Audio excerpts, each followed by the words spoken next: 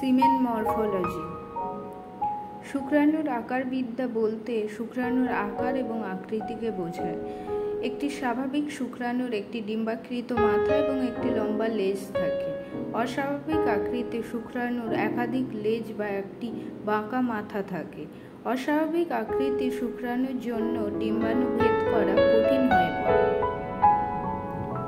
শুক্রাণু রূপবিদ্যার প্রকারভেদগুলি হল পিনহেড স্পার্ম, গ্লোবোজোস্পার্মিয়া, কুণ্ডলীকৃত লেজের শুক্রাণু, মাথাবিহীন শুক্রাণু এসব দেখা যায়।